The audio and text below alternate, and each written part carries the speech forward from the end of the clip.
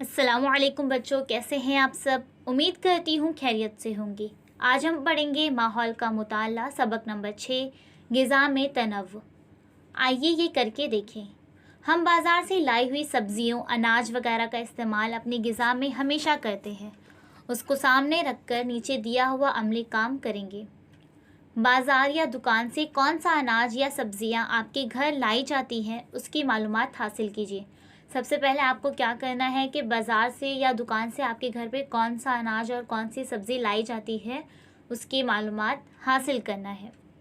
उसके बाद है अपनी बयाज़ में मंदरजा झैल के मुताबिक जदोल बनाकर अनाज या सब्जियों के ज़रिए आपके घर में बनाई जाने वाली ग़िज़ाई अशिया का इंदराज कीजिए। यानी कि आपको क्या करना है, मंदरजा झैल के मुताबिक जदोल जो यहाँ पर आपको नज़र आ रही है, उसके मुताबिक आपको आपके घर पे जो अनाज और सब्ज़ी आती है उससे कौन कौन सी अलग ग़िज़ाई अशिया बनाई जाती है उसको लिखना है। अब यहाँ पर आपको जो जदोल नज़र आ रही है, हम उसमें देखेंगे कुल 4 खाने हैं। नंबर शुमार, अनाज और सब्ज़ियाँ, घर में बनाई गई अशिया, और सबसे आखिर में है कुल तादाद। नंबर शुमार सबसे पहले है नंबर 1, अनाज और सब्ज़ियाँ में है चावल। यानी कि मान लो आपके घर में कौन सा अनाज आ रहा है, चावल। अब यहाँ पर है तीसरे चौकोन में घर में बनाई गई अशिया, यानी कि आपके घर पे आ रहा है अनाज, चावल, और घर में उससे क्या क्या बनाया जा रहा है, रोटी, इडली, चावल। कुल तादाद कितनी हो गई, 3। यानी कि आपके घर पर एक अनाज आ रहा है यानी कि चावल, और उससे हम क्या क्या बना रहे हैं, रोटी भी बना रहे हैं, चावल की रोटी भी बना रहे हैं, चावल की इडली भी बना रहे हैं और चावल भी बना रहे हैं। तो कुल तादाद कितनी हो गई, 3। इसी तरह आपके घर पे और कौन कौन सी चीज़ें आती हैं और उससे आप क्या क्या बनाते हैं। मान लो कि आपके घर पर आ रहा है सब्ज़ी में आलू, तो हम उससे क्या क्या बना सकते हैं वो आपको लिखना है। घर में बनाई गई अशिया, आपके घर में आलू जो सब्ज़ी आती है उससे क्या क्या बनता है वो लिखना है, उसकी कुल तादाद जैसे कि 1, 2, 3 जो भी है वो। फिर उसके बाद आपके घर में है गेहूँ, तो गेहूँ से आप क्या क्या बनाते हैं आपको लिखना है। इस तरह से आपको एक जदोल तैयार करनी है। उसके बाद है अपनी बनाई हुई फ़हरिस्त देखिए, उसमें अनाज या सब्ज़ी की एक से ज़्यादा अशिया बनाई गई होंगी। ऐसी अशिया के सामने के खाने में कुल तादाद लिखिए। तो ये आपको जिस तरह मैं बताई कि आपको क्या करना है, पहले नंबर शुमार जैसे कि 2, अनाज और सब्ज़ियाँ में आप लिखेंगे चावल के बाद गेहूँ, फिर उसमें क्या क्या बनाया गया वो और उसकी कुल तादाद। तो इस तरह आपको मुकम्मल करना है। आपकी तैयार करदा फ़हरिस्त का अपने दोस्त सहेली की फ़हरिस्त से मवाजना कीजिए। जो आपने अपनी फ़हरिस्त तैयार की है उसको अपनी दोस्त या सहेली की फ़हरिस्त से मवाजना कीजिए। आपकी फ़हरिस्त में जो अशिया ना हो लेकिन उनकी फ़हरिस्त में मौजूद हो, तो ऐसी अशिया झैल की तरह जदोल में लिखिए। अब यहाँ पर आपको क्या करना है, जो आपकी फ़हरिस्त आपने तैयार किए हैं और जब आप अपनी फ़हरिस्त अपने दोस्त की फ़हरिस्त से मवाजना करेंगे तो आपकी फ़हरिस्त में जो अशिया नहीं है लेकिन उनकी फ़हरिस्त में यानी आपके दोस्त या सहेली की फ़हरिस्त में वो मौजूद है, तो ऐसी अशिया के लिए आप दूसरी जदोल तैयार करेंगे जिसमें लिखेंगे इस तरह से।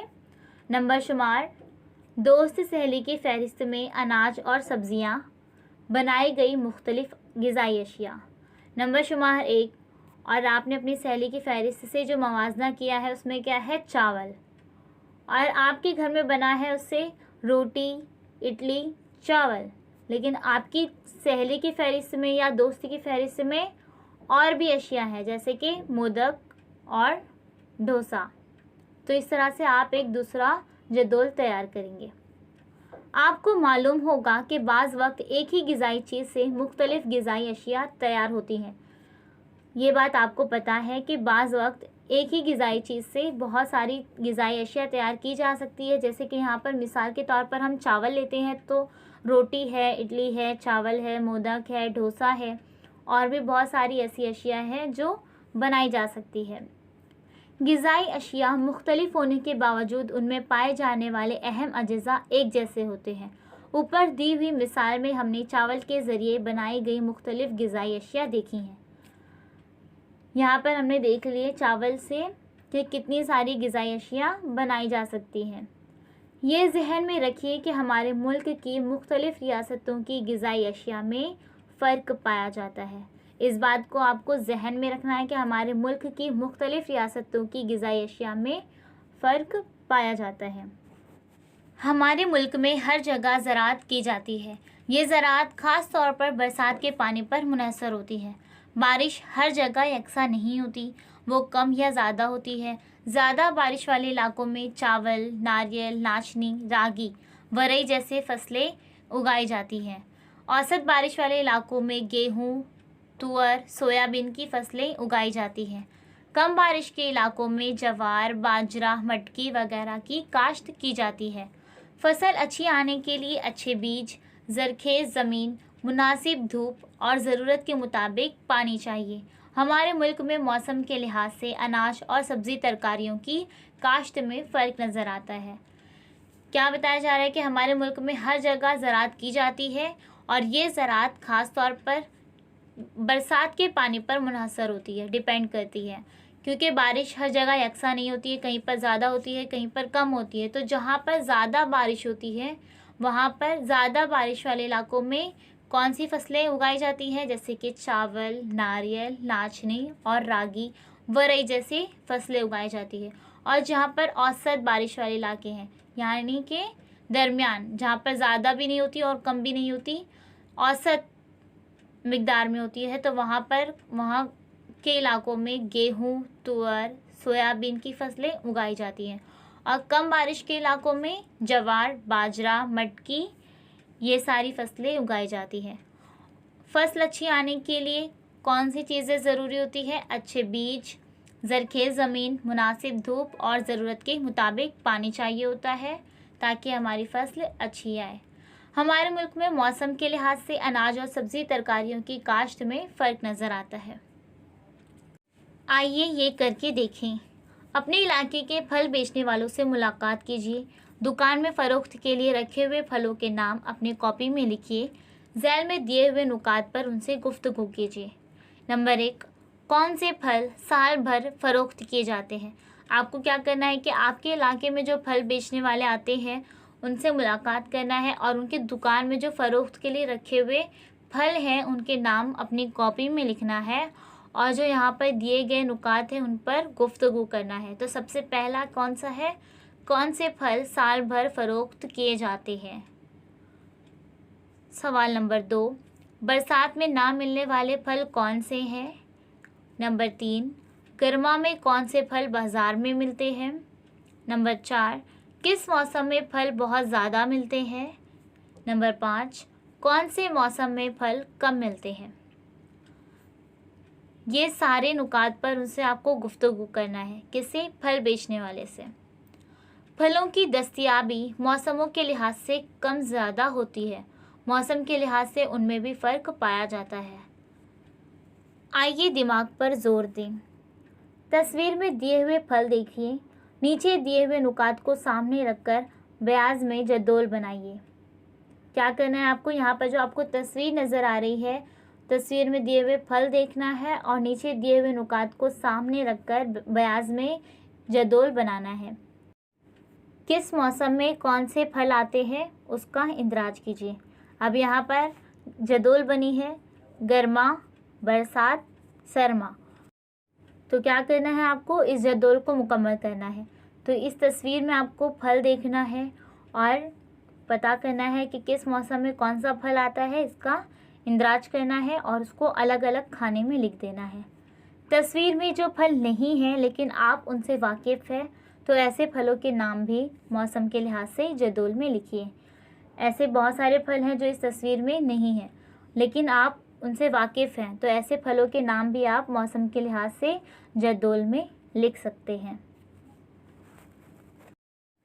क्या आप जानते हैं पहले मखसूस मौसम में मिलने वाले कुछ फल और सब्जियां अब साल भर मिलने लगी हैं?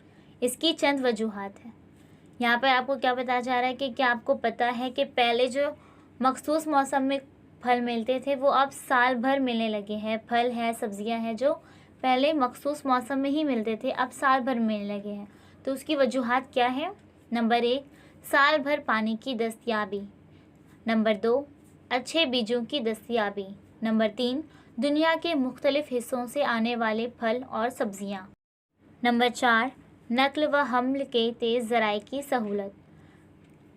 पहले क्या होता था कि मखसूस मौसम में ही फल और सब्जियां मिलती थी, लेकिन अब क्या है, हर फल और हर सब्ज़ी साल भर मिलने लगी है। तो उसकी वजूहत क्या है कि सबसे पहले साल भर यहाँ पर अब पानी दस्तयाब रहता है और फिर अच्छे बीजों की दस्तयाबी भी होती रहती है। फिर उसके बाद है कि दुनिया के मुख्तलिफ़ हिस्सों से फल और सब्ज़ियाँ आते हैं। और सबसे आखिर में है नक्ल व हमल के तेज़ ज़राए की सहूलत। अब हमें दस्तयाब होने लगी है, तो इसके लिए मखसूस मौसम में मिलने वाले कुछ फल और सब्ज़ियाँ अब साल भर मिलने लगी हैं। आइए दिमाग पर ज़ोर दें। फ़र्ज़ कीजिए कि आपको ज्वार, बाजरा, गेहूँ, चावल और मकई से बनाई हुई ग़िज़ाई अशिया खाने के लिए नहीं मिलेंगी। तब आपको कौन सी अशिया खानी पड़ेगी? इस बारे में गौर करके फ़हरिस्त बनाइए। यहाँ पर आपको क्या कह रहे हैं कि दिमाग पर ज़ोर दीजिए कि फ़र्ज़ कीजिए आपको ज्वार, बाजरा, गेहूँ, चावल, मकई ये सारे जो अनाज हैं, इनसे जो ग़िज़ाई अशिया बनती है वो आपको खाने के लिए नहीं मिलेंगी। तब आप कौन सी चीज़ खाएंगे? कौन सी अशिया खानी पड़ेगी आपको? इस बारे में गौर करके फ़हरिस्त बनाइए। इसे हमेशा जहन में रखें। कौन सी फसलें उगाई जाएं, इसका इन्हिसार इलाके के मौसम, मिट्टी, पानी और हमारी ज़रूरत पर होता है। इस लिहाज से खुराक में कौन सी अहम ग़िज़ा शामिल हो ये भी तय पाता है। इस बात को आपको हमेशा जहन में रखना है कि कौन सी फसलें उगाएं, इसका इन्हिसार इलाके के मौसम और मिट्टी और पानी और सबसे आखिर हमारी ज़रूरतों पर होता है। और इस लिहाज से खुराक में कौन सी अहम ग़िज़ा शामिल हो ये भी तय पाता है। इलाके के मौसम और वहाँ की मिट्टी, वहाँ पर पानी और वहाँ की ज़रूरत के मुताबिक ये सब तय होता है। उम्मीद करती हूँ आपको अच्छी तरह से ये सबक समझ में आ गया होगा। जल्द ही मिलेंगे एक नई वीडियो के साथ। अल्लाह हाफिज़। Please subscribe the channel and press the bell icon.